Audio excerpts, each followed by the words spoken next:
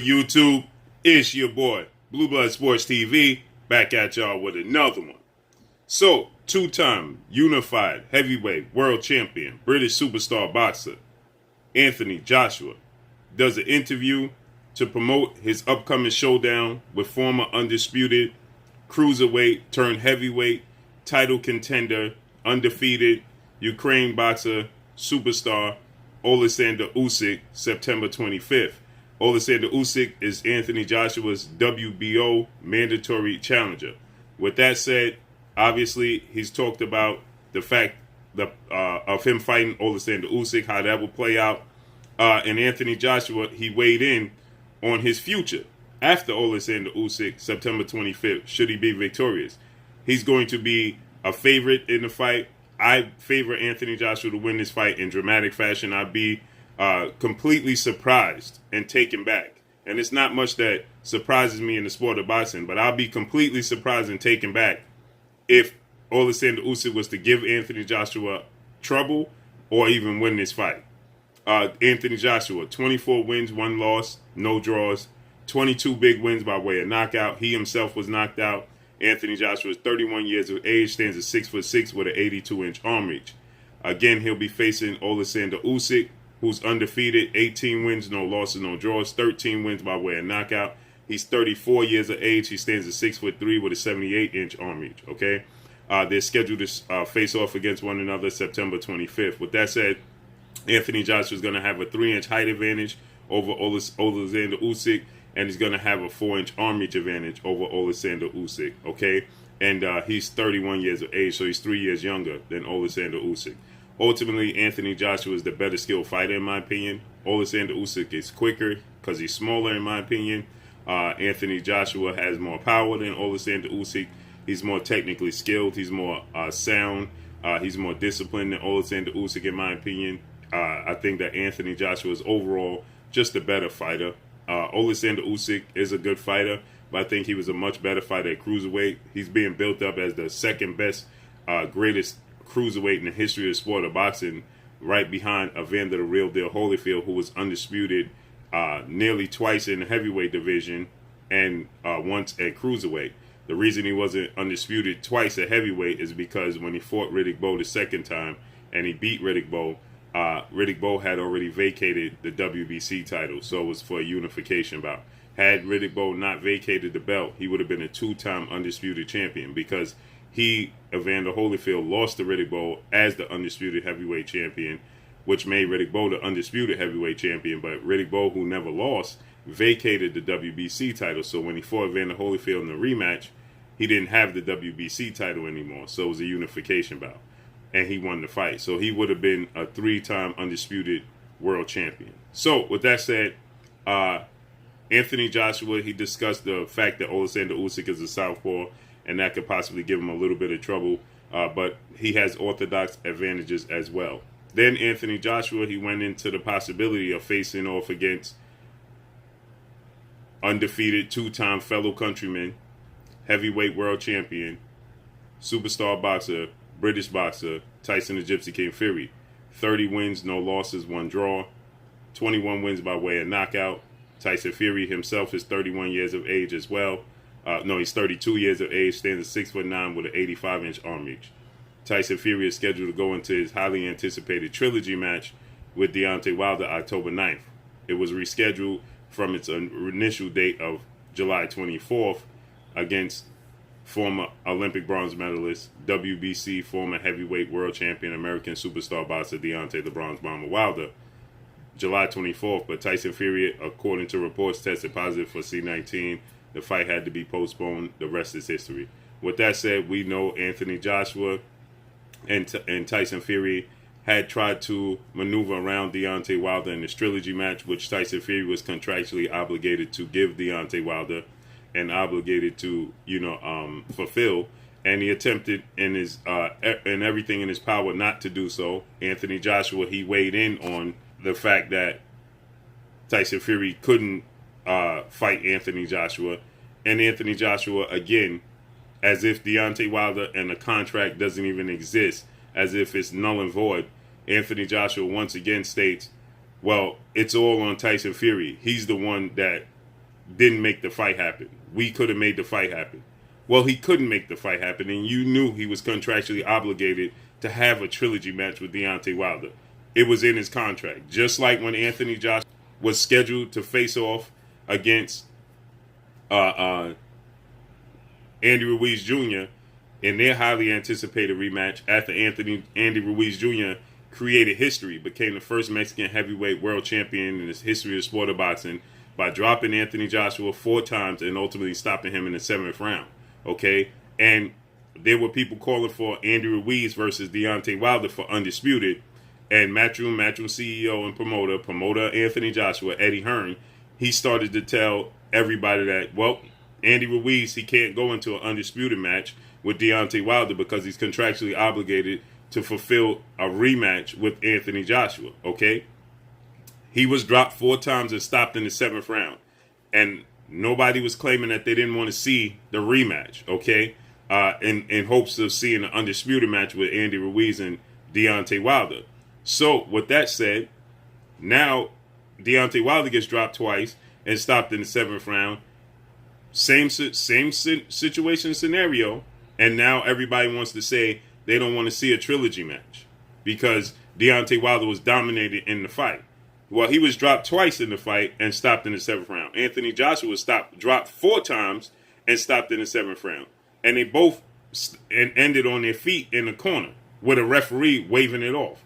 So nobody was calling for to the magnitude of Anthony Joshua versus Andy Ruiz not to take place so Andy Ruiz could fight Deontay Wilder for Undisputed when they are both fellow countrymen.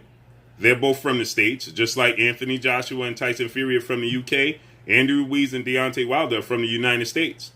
So why wasn't everybody calling for Andy Ruiz and Deontay Wilder for Undisputed in the States? History was made, and on top of it, it was easier to make because Deontay Wilder and Andy Ruiz Jr. are both with the PBC, Premier Boxing Champions, with founder and advisor Al Heyman. So it was an easy fight to make. Whereas with Tyson Fury and Anthony Joshua, you have 2 promoters in Queensberry Promotions, CEO and promoter, legendary promoter in the UK, Frank Warren, who don't get along with Anthony Joshua's promoter, Eddie Hearn. And then you have to bring BT Sports and Sky Sports together. It's like bringing Showtime and HBO together. So there was a lot more hurdles to deal with that than it was with Deontay Wilder and Andy Ruiz. But the public and the mainstream quote-unquote media didn't call for Andy Ruiz versus Deontay Wilder as they did currently with Tyson Fury and Anthony Joshua. Not even the media here in the United States to see Undisputed. Nobody said that they didn't want to see that fight with Anthony Joshua and Andy Ruiz anymore because in the magnitude Andy Ruiz dominated Anthony Joshua, dropping him 4 times and stopping him in the 7th round with the referee waving it off with him standing in the corner. Deontay Wilder's dropped twice. The referee waved it off with him standing in the corner. Okay? Anthony Joshua was more visibly hurt than Deontay Wilder was. Now, Deontay Wilder has some more visible injuries with the blood coming out his ear. But Anthony Joshua was more visibly hurt and wobbled all over the place. So, with that said, Anthony Joshua, who after the fight with his IBF mandatory challenger, Kubrat Pulev, Anthony Joshua, after that fight, in the post-fight interview, he stated that it wasn't, when asked who he wants to fight next, Anthony Joshua said he didn't want to call out names because these guys don't want to fight him. And then he said, it's not about the man, meaning it's not about fighting a specific fighter. It's about getting a belt and a legacy. Then he reiterated in the interview he did last week. He said it's about the legacy and getting the belt. Doesn't matter who holds it. Well, now he's changed his tune. And Anthony Joshua is saying he'll fight Tyson Fury in February without a belt because he just doesn't like Tyson Fury. And he says Tyson Fury is an op of his. But then in the same conversation, so he says that he just wants to fight Tyson Fury because he's annoying, right? And he's the op. So that's why he's so eager to fight Tyson Fury even without a belt in February. But then he goes on to say, all of these guys are my ops. And I'm not friends with any of them. So that means if Deontay Wilder is to beat Tyson Fury in October, he's your op. and he has something that you want in the belt, because you said it's not about the man who holds the belt. It's about the belt and the legacy itself. So shouldn't you want to see and face off against Deontay Wilder, who's your op, right? And so he says we did everything in our power to make this fight happen with Tyson Fury, and he's the one that didn't take the fight. Well, he legally couldn't take the fight. He didn't choose not to take the fight. He legally was obligated to give Deontay Wilder a contractual third fight. Just like Andy Ruiz, as Eddie Hearn stated, he would take Andy Ruiz to court because Andy Ruiz was in debt to Anthony Joshua for a rematch contractually. And so Eddie Hearn, he stated Andy Ruiz is going to do what we want him to do because he's contractually obligated to do so, and we gave him the opportunity of a lifetime. Well, guess what? Deontay Wilder, he resurrected Tyson Fury's career by giving him the opportunity when Anthony Joshua and Eddie Hearn didn't do everything in their power to make the fight happen with Deontay Wilder for Undisputed. They didn't go above and beyond to do everything in their power, as Anthony Joshua was stating they've done with Tyson Fury to make the Deontay Wilder fight happen. So now Anthony Joshua is saying that he'll fight Tyson Fury with no belt in February. So Eddie Hearn is saying that it should be easy to make the fight in February because they already have everything in place from the negotiations they already previously were in when they tried to maneuver around Deontay Wilder's contractual obligated trilogy match for August 14th showdown. So now Eddie Hearn is saying it should be easy to make in February. So essentially what you're saying is win, lose, or draw, you would rather fight Tyson Fury in February, but you said it was about the belts and the legacy. You should be this eager to make the fight with Deontay Wilder because your history dates back further with Deontay Wilder than it does with Tyson Fury. And if Tyson Fury loses, Deontay Wilder wins, this is one of the biggest wins in the history of sport of boxing, one of the biggest comebacks in the history of sport of boxing. You can't tell me that Deontay Wilder is not a bigger star than Tyson Fury. Because he is. Just look at the numbers. They don't lie. Look at Deontay Wilder's numbers without Tyson Fury and look at Tyson Fury numbers without Deontay Wilder. The numbers don't lie. So Deontay Wilder becomes a 2-time heavyweight champion, successfully defended the title 10 times, held the belt for 5 years, and now has regained it from the only man that took it from him. And you opt to fight the guy that took it from him, that has a loss, and has never defended a title. This is going to be the first time in Tyson Fury's career that he defended a title. If he loses to Deontay Wilder, he didn't even successfully defend a title ever in his career. So Anthony Joshua, his history with Deontay Wilder dates way back to when Anthony Joshua fought Alexander, prior to him fighting Alexander Povetkin.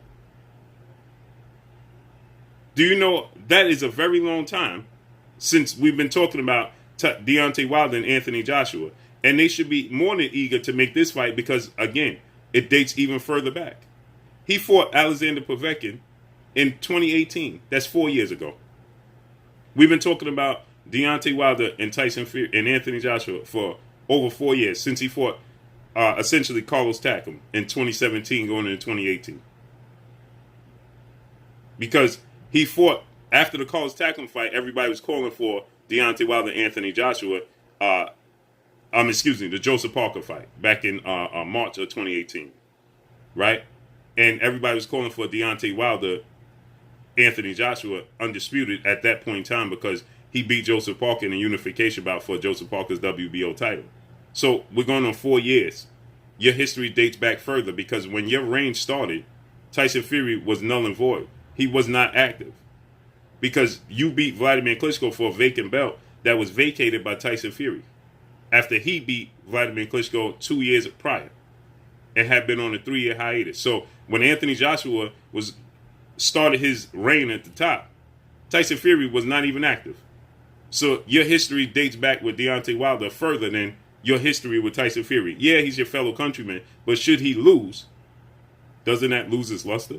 Shouldn't you want to fight for the belt that you said is about legacy and about the belts? But this just shows how much eagerness they have to fight Deontay Wilder. That's all I got for y'all. Make sure you hit the like button. This is what's wrong with the sport of boxing. Smash the like button. Let me know what y'all think. Y'all already know what it is. It's your boy Blue, Blue Blood Sports TV. Hate, like, comment, and subscribe. You haven't subscribed, hit the subscribe button, hit the like button, hit the bell icon to get all the new notifications. Follow me on Instagram at Blue Blood Sports TV, all one word. Y'all already know what it is. Shout out to the entire LDBC. Shout out to New Media. Shout out to Black Media Row. Make sure you like and share these videos. That's all I got for y'all. Peace. Hey, this is Ebony Bridges, Blonde Bomber, and you're watching Blue Blood Sports TV.